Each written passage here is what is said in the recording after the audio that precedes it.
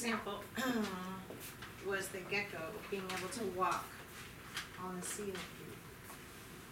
I would love for you at some point to look up gecko tape and the story behind gecko tape. I'm not going to go into that today. Does anybody know this story? Yeah. It's pretty amazing. So I would love for you to do that. So let's go back to the questions I wanted you to think about yesterday. And then they're listed at the bottom of your paper and at the top.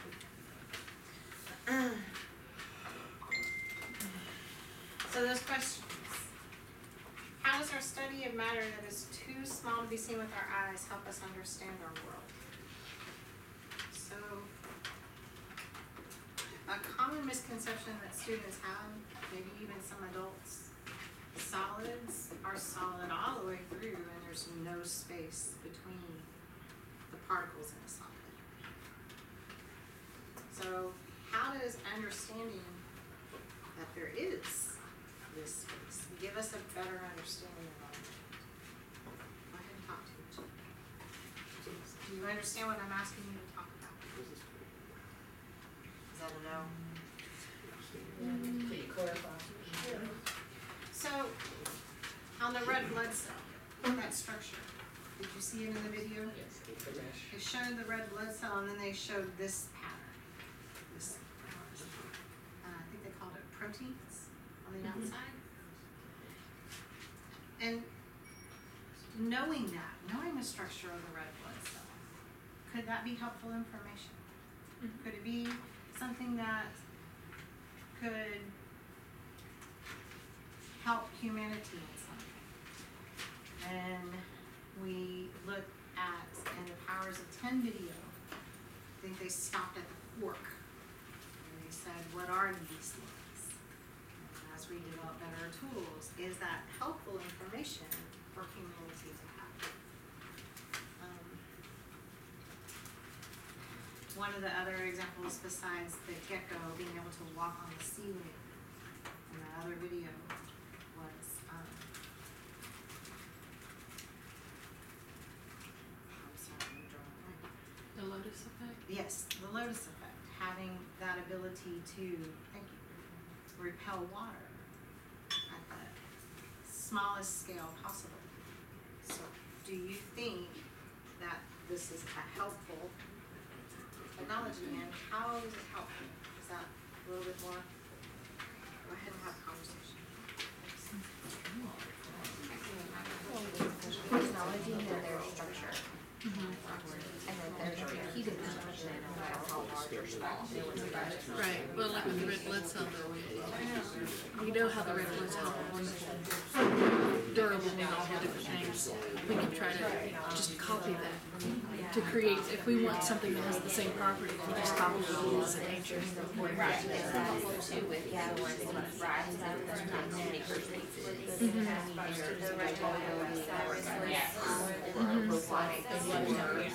kids have never tried it.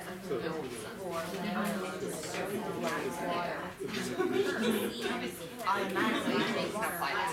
They can apply that to this structure in their buildings today. They're trying to skyscrapers later. So, you know, in like 30 minutes, you know, connect by gently your butt. Structural patterns. Right. At Six Flags. Which are also from here. You're right, it's almost like a renaissance. Hey Renee, what is your We were talking about how I went with your first one about the nano world and then nanotechnology. So we started talking about the nano world and how it's important for students to understand that when they think about certain things that are objects that they wonder about the flow and movement across like membrane and smaller things. It's not the whole cell, but it's small. You understand that there's space for it to move across. That it's small. That there is space in that area. So, in the medical field, there are gene therapies.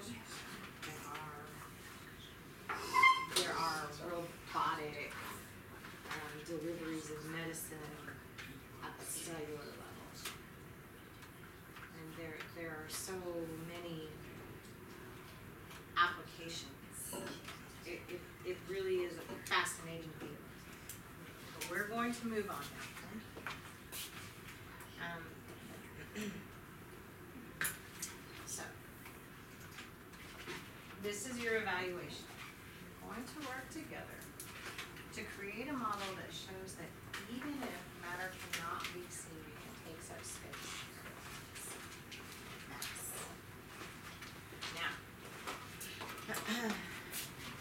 Now, yesterday we looked at different.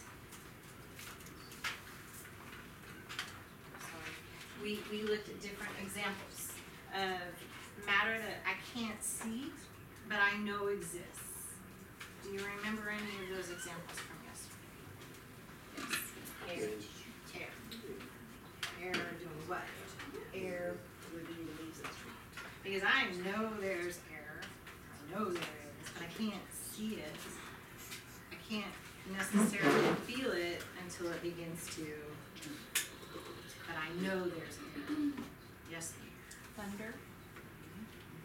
And what is my evidence for knowing that it exists even though I can't see it? I guess, the sound. Yeah. You can hear the sound. Actually, if you YouTube it, there's also movement of air from thunder. They actually showed a video on PBS where they have light bulbs around at intervals, and whenever you have that discharge, some of the light bulbs actually shattered. Oh, wow. I'm gonna have to check that out. Movement, what, do you have any idea? No. It was on PBS, they was talking about the different elements, storms that affect the environment, like wind affects it, and that was your hurricanes, and then you have fire, and the other one was actually the thunder, and people say that thunder's not dangerous, it's the lightning, but they actually said if you're close enough to the area where there's that discharge of the thunder, that sound, there was no lightning, it was just the sound, and it shattered light bulbs. So I want you to think about your model. I'm not interested in limiting your model making. I want you to think about matter and how can we show that even if it's too small, it's still there. We have a lot of different examples, but it could be any of these things. I don't need it to be anything in particular. I want you to So I'm gonna give you 15 minutes to work in groups.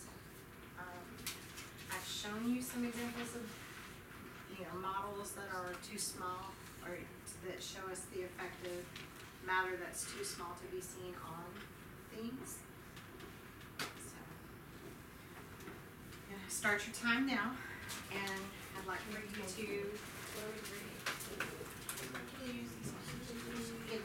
You may use anything you like to use. You can get supplies from yesterday's investigations. They're on this tray right up here. It's not big, so. Well, it's for your lab, but yes, this is for your next thing, but I have more supplies up here if you'd like to get anything from the trays up here. I have more supplies if you need anything. If there's anything that I can give you. This problem is her kid takes long to figure out. Is it okay if we go? Yes, absolutely. You're able to go get anything from that tray right up there on the counter right I here. love it. I watch it a lot. But the scene, like, the scene, I Oh, okay. you know, it's colors. Can't smell it, can't taste it, can't see it, nothing. So, within that, when you talk about stuff that's viruses are There's no point. My thought was water vapor yesterday. It would have been cool to go in front of them, my captain, and just space it like the straws. And attach the one. But like this would seem like have the Ziploc bag for the seat. Attach the straws to this side. have one flow into it. So you have like a real structure, like a underneath it. It's fairly large. Like you can see the water vapor. That's what I'm trying to do. Oh, okay. Here is my. It was a series of bags and straws after. That's what my imagination So basically, So you're gonna need a black mask, some boots. let's say that's my genetic test. So that's bacteriophage, that's DNA. So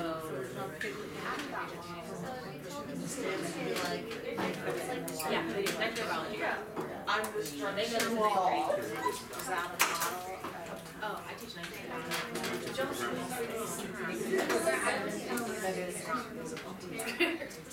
Right. Yeah.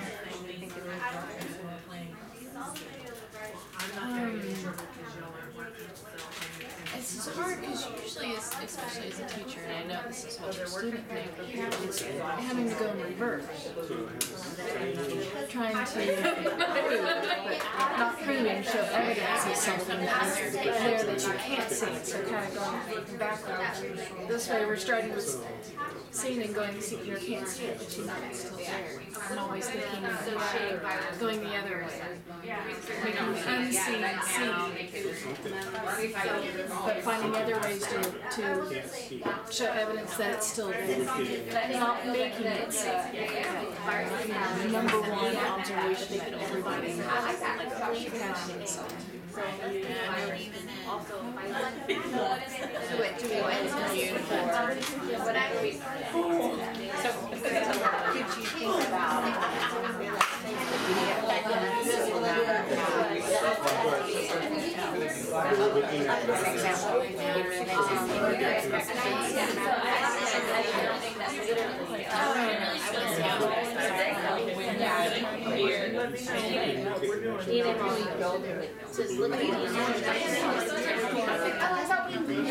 Oh, we're gonna totally the same thing.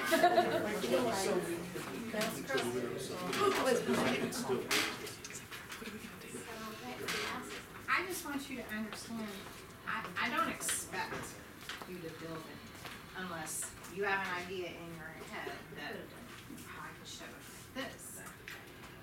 You could give me a diagram, you could be a physical model of yourself, you could do a demonstration. I don't expect something to be built. I don't expect you to have to do anything other than think about and try to demonstrate that matter that we can't see does exist. Is that clear? I don't need you, and if you've done something with an object, that is totally okay.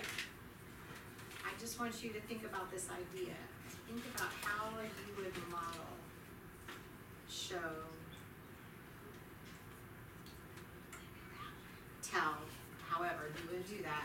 What is a way you could do that for students? That's your evaluation. So are you good? Mm-hmm. You know, at Christmas, we had the thing that's, I have to do the hand motion for the words. Absolutely.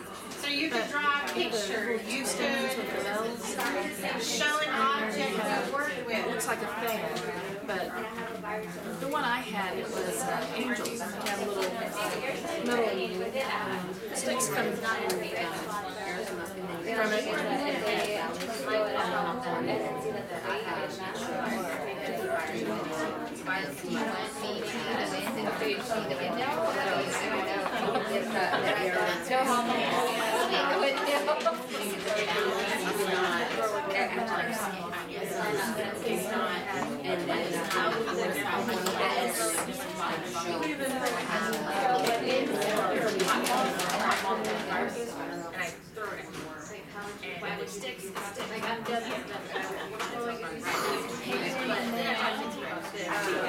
So if I'm But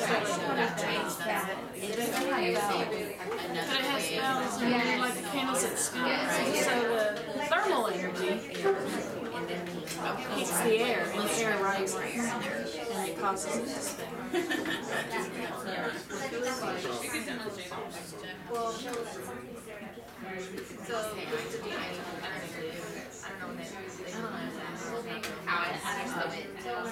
And there's a book about it too. Oh, really? I'm sure they know what it is. What I level? brought it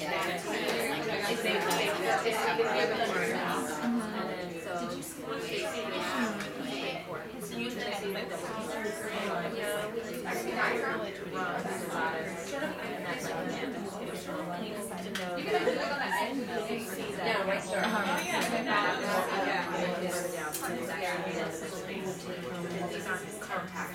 Oh. Spread out. We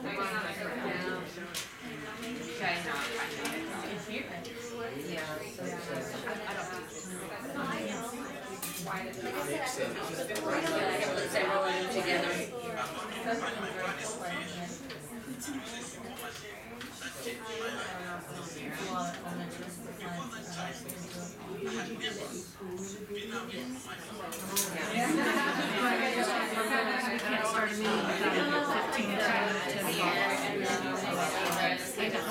I love TED Talks, but you notice that?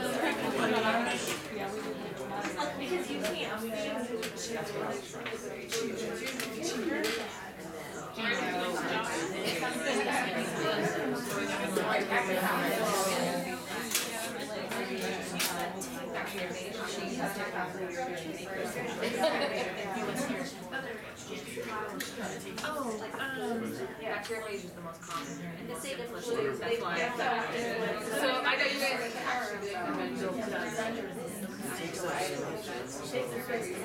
Oh, yeah. It was still one of those 19 when I was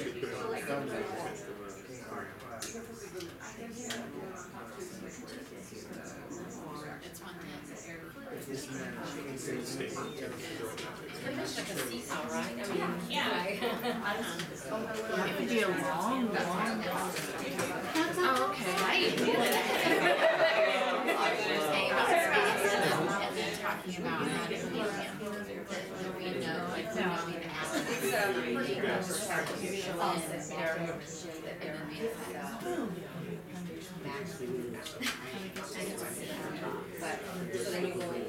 but still, we can still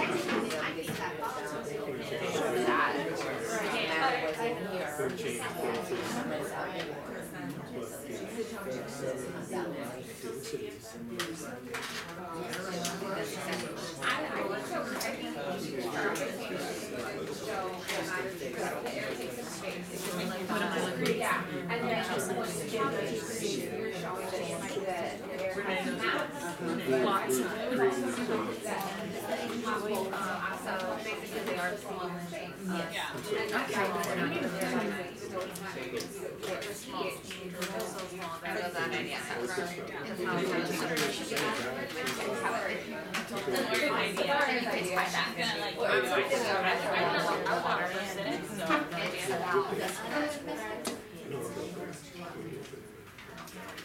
Hey, you actually have a little bit more time left on the timer, but in the interest of time, we're gonna go ahead and get started because I've checked with every group and every group has said that they feel as though they have something to share with the class. I didn't ask you to pass out your cooperative tents. So if you would do that quickly, and then I would need the PI, the principal investigator, to share out. So if you really don't want to share out, hand it to somebody.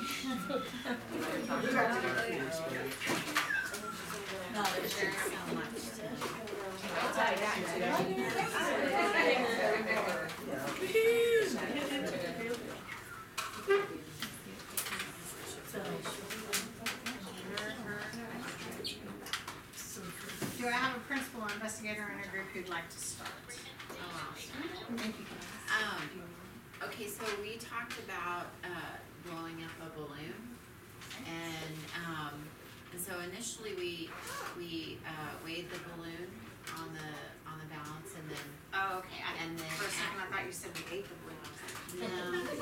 And then added, and then Tim added, air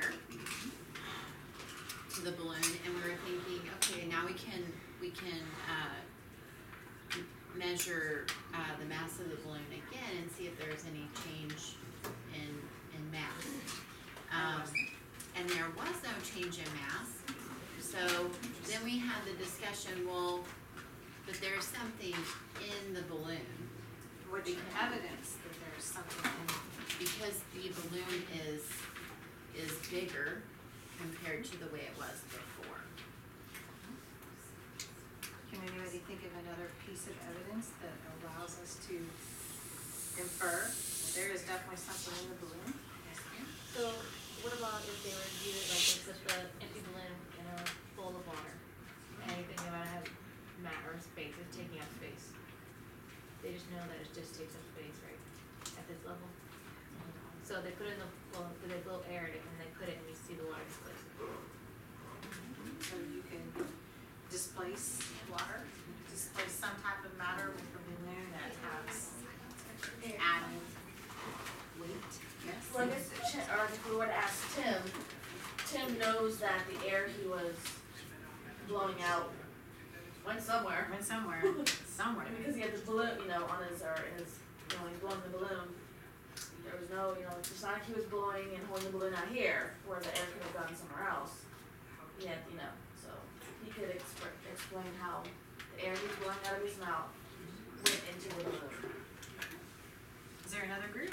Would you Well, like to go? and as he released the air out of the balloon, he held his hand right here, and I'm sure he could feel the air. Could you feel the movement? Of course.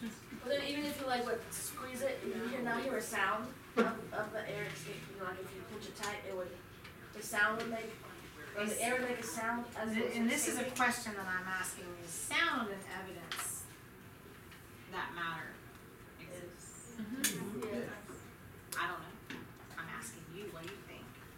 Well, if, sound is vibrations, there has to be something there to vibrate.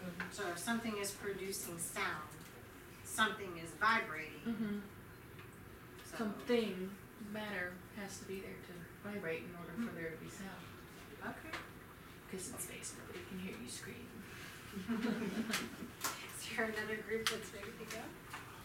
Well, I think ours is sort of like a continuation of theirs, but we had the two balloons. And so pretty much added the same amount of matter or air in it. And so we end up, this is a demonstration that I used to show the kids that air has mass. And so you just pop one and they can see it pretty much. So do you understand what she's saying? Do you see the pen? I love it. And so then the explanation of where did the matter go pretty much. So if you push a pin through this, what would you expect to see happen? What's this? You would expect to see this, what? You would expect to see Yeah. aside you make motions. Of the one with the mass or the air still in it outweigh the one that's So this looks balanced, balanced. It would be unbalanced once you pop it with the and it would be unbalanced because the matter that was in this balloon escaped, which means the mass is different now. excellent, nice work. So that's interesting to know that that would show a difference when they waved their balloon Yeah, that's. and didn't see a difference. That is interesting. I mean, that's pretty delicate Why scale, do you right? think, I don't know exactly how delicate these scales are, I couldn't promise you that it's a very delicate scale, it's a digital, digital scale. So, But maybe that was it's, my point then on the scale, I don't know, that's fine. Then how would the scale show a difference if it's, It doesn't know how big the balloon is actually, so they would need a larger balloon. They could have used, something like that? or, hairpin like in the middle of it. is there another group? Ready? Go ahead. We talked about windmills Okay. and how the kids might be able to make them, or even like a pinwheel or something. Pinwheel? And we also talked about connecting it to like language arts by reading a book about a man named William Kamkwamba from Malawi. Oh, yes, yes. Built Harnessing the windmill. wind, the boy who harnessed that, yeah. It's a really cool story, but he built the windmills and provided electricity to his village. And so it's really cool. But that was a way that we could do it and connect it to other subjects. That is a good connection. I have one more group. Okay, we went a totally different route, so we have a song. Sort of time. We have a song, sort of time. Does anyone know why we sneeze in our arm? It's because we could all do some harm. Small particles that you can't see could really hurt all of us, you and me. Viruses like flu and chicken pox, they're not something you see in a box. Viruses are small, like itty bitty. You need a microscope to let the, and we ran out of time.